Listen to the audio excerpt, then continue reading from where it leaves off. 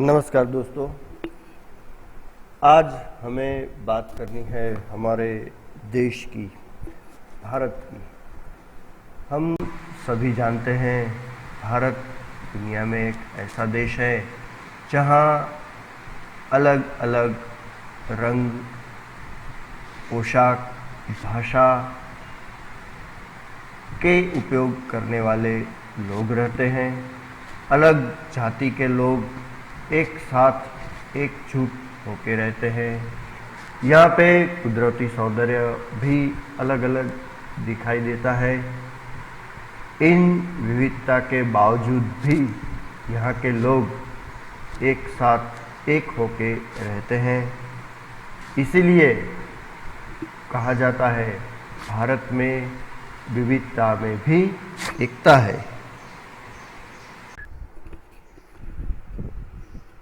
ऐसी भावनाओं को लेकर यहाँ पे जो काव्य दिया गया है वो है हिंद देश के निवासी, जिसमें भारत में क्या है वो हमें समझना है। बहुत सारे देश दुनिया में है लेकिन हमारे हिंदुस्तान जैसा कोई नहीं। आइए सुनते हैं, पढ़ते हैं, गाते हैं और समझते हैं हिंद देश के निवासी।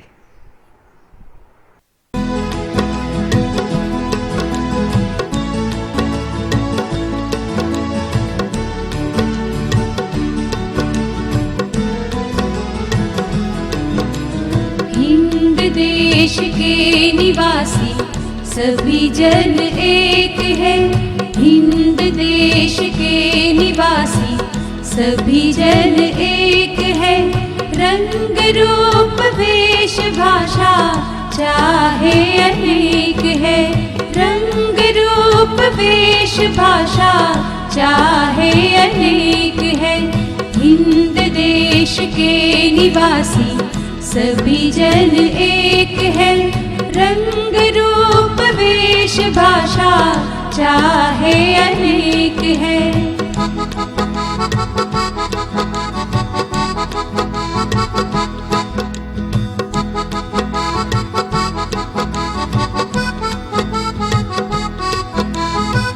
बेला गुलाब जूही चंपा चमेली। बेला गुलाब जूही चंपा चमेली।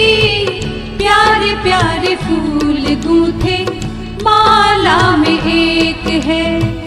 प्यारे प्यारे फूल गूंथे माला में एक है। हिंद देश के निवासी सभी जन एक है।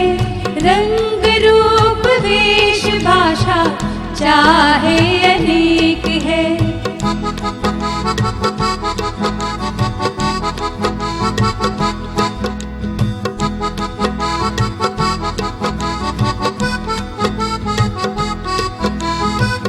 कोयल की कूक न्यारी, पपी है गिटेर प्यारी। कोयल की कूक न्यारी, पपी है गिटेर प्यारी। गा रही तराना बुलबुल, राग मगर एक है। गा रही तराना बुलबुल, राग मगर एक है। हिंद देश के निवासी सभी जन एक है। रंग रूप वेश भाषा चाहे अनेक है।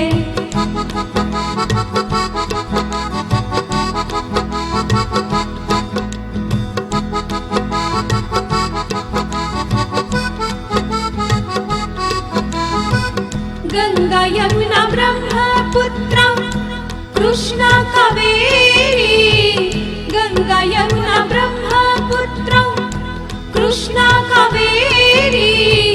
जाके मिल गई सागर में हुई सब एक है। जाके मिल गई सागर में हुई सब एक है। हिंद देश के निवासी सभी जन एक है। रंग रूप रूप वेश भाषा चाहे अनेक है।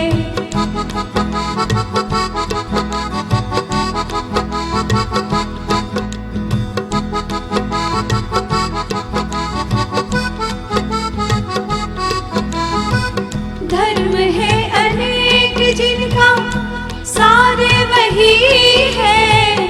धर्म है अनेक जिनका सारे वही है। पंथ है निराले सबकी मंजिल तो एक है। पंथ है निराले सबकी मंजिल तो एक है। हिंद देश के निवासी सभी जन एक है। रंग रूप वेश भाषा चाहे अनेक है। रंग रूप वेश भाषा चाहे अनेक है। रंग रूप वेश भाषा चाहे अनेक है। अब हम हर एक पंक्ति को पढ़ते हैं और समझते हैं। हिंद देश के निवासी सभी जन एक है। रंग रूप वेश भाषा चाहे अनेक हैं। भारत देश में रहने वाले सभी लोग एक हैं। कवि कहते हैं कि उनके रंग रूप पहनावा और भाषाएं भले ही अलग हो, लेकिन सभी लोग एक होके रहते हैं।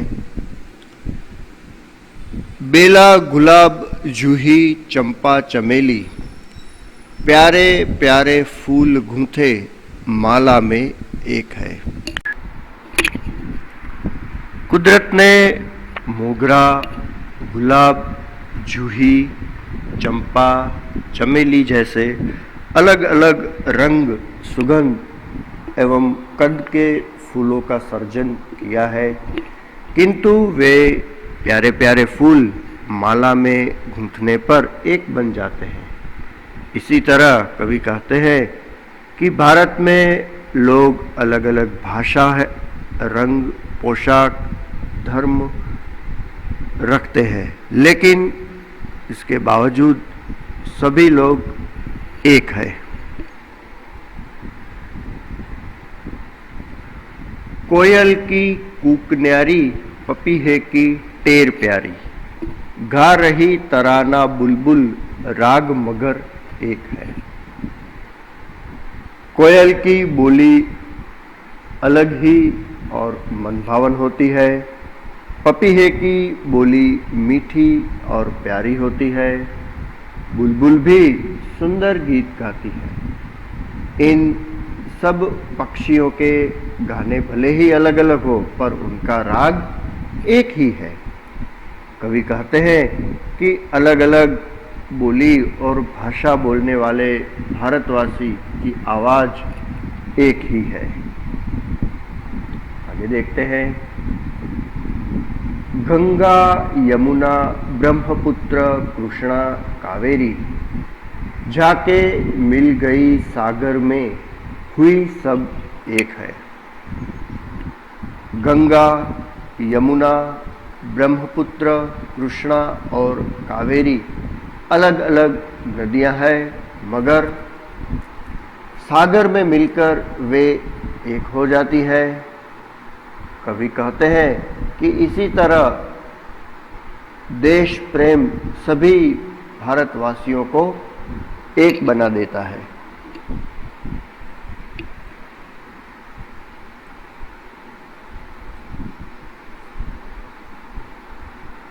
धर्म है अनेक जिनका सार वही है।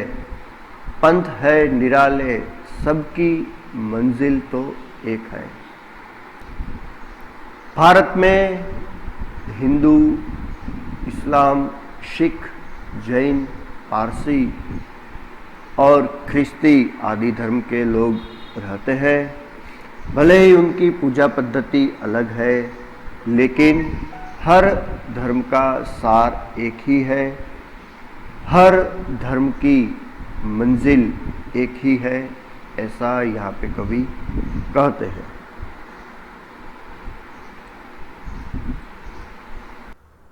हमने काव्य पढ़ा और गाया भी, साथ ही साथ काव्य की हर एक पंक्ति को समझ भी लिया है।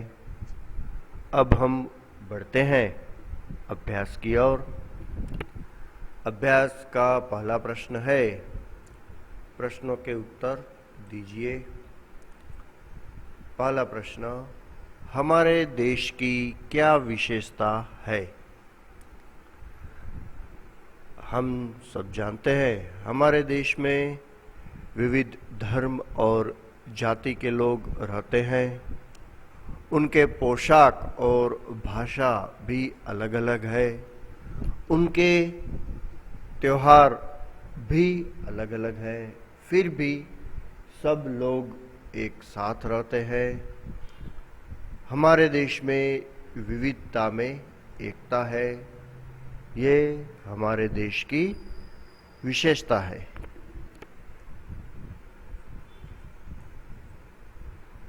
दूसरा प्रश्न है, सभी नदियां कब एक हो जाती है? सभी नदियां जब सागर से मिलती है तब एक होती है। अलग अलग स्थान और जगहों से आती हुई नदी सागर में समा जाती है और एक हो जाती है। सभी धर्मों का सार क्या है? सभी धर्मों का एक ही सार है, एक दूसरे से प्यार करना, किसी से नफरत नहीं करना और एक दूसरे की भलाई करना।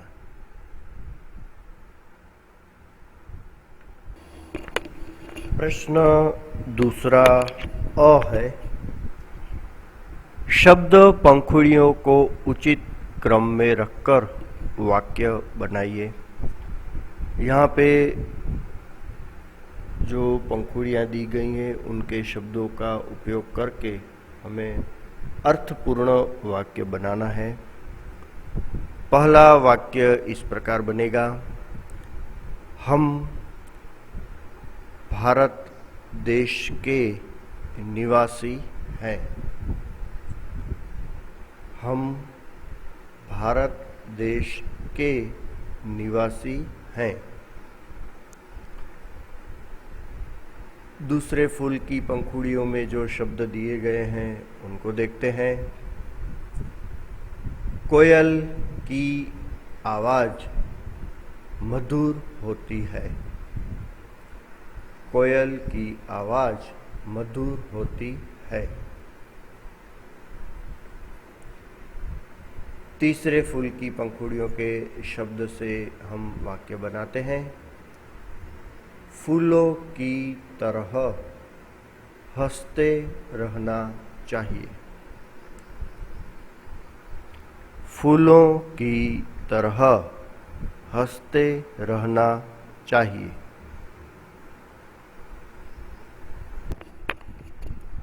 प्रश्न दूसरा है, गोले में से शब्द चुनकर अर्थपूर्ण वाक्य बनाइए। यहाँ पे जितने शब्द दिए गए हैं उनमें से शब्द चुनना है और अर्थपूर्ण वाक्य बनाना है। जैसे सोहन पढ़ रहा है, सोहन पढ़ रहा है। इसी तरह आपको और वाक्य बनाने हैं। हम 2 या 3 वाक्य देखेंगे कैसे बनते हैं।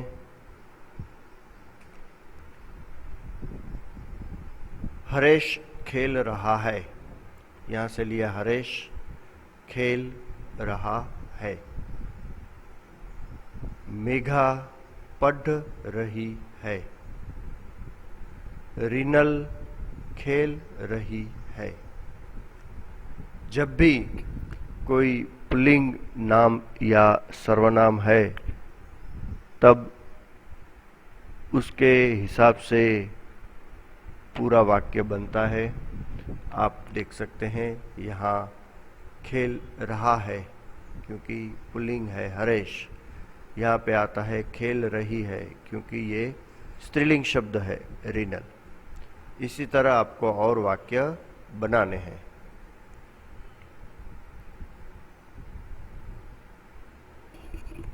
अभ्यास का प्रश्न चौथा है,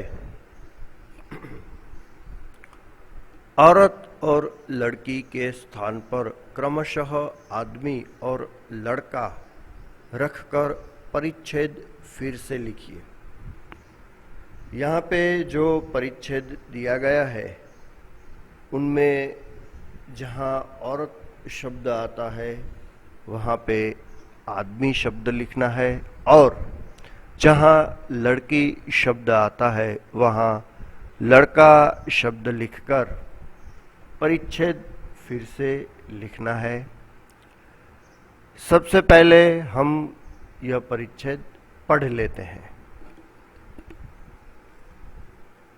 एक मोटी औरत जा रही थी, पीछे पीछे एक लड़की चल रही थी। लड़की छोटी और पतली थी। औरत को पता चला तो घूरकर बोली, ए लड़की, मेरे पीछे पीछे क्यों चल रही है? लड़की भोलेपन से बोली, मैं तो केवल छांव के नीचे ही चल रही थी। अब इस परिच्छेद में औरत के स्थान पर आदमी और लड़की के स्थान पर लड़का शब्द रखकर परिच्छेद फिर से लिखते हैं। एक मोटा आदमी जा रहा था, पीछे पीछे एक लड़का चल रहा था। लड़का छोटा और पतला था। आदमी को पता चला तो घूरकर बोला, ए लड़के, मेरे पीछे पीछे क्यों चल रहा है?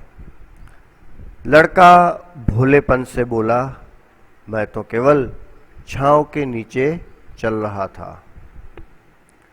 यहाँ पे जब हम लिंग परिवर्तन करते हैं तब लिंग के हिसाब से शब्द रखे जाते हैं। जैसे यहाँ एक मोटी औरत जा रही थी, औरत का हमने आदमी कर दिया, तो रही थी, जा रही थी का हो जाता है जा रहा था। इसी तरह सभी वाक्यों में जो बदलाव आते हैं वो आप देखना और समझना।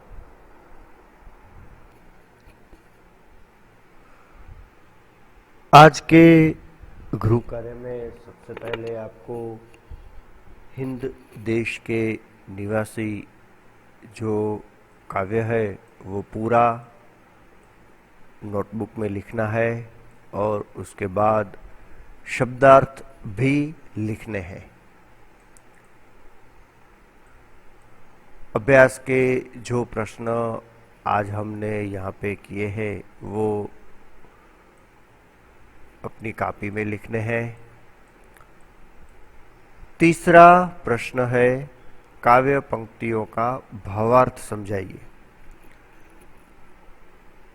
अभी हमने काव्य पढ़ा, सुना, गाया और उसके बाद काव्य पंक्तियों का भावार्थ भी समझा था, वो आपको याद होगा। यह तीसरा प्रश्न आपको खुद लिखना है। हिंद देश के निवासी सभी जन एक है, रंग रूप वेश भाषा चाहे अनेक है। इस काव्य पंक्ति का आपको भावार्थ लिखना है।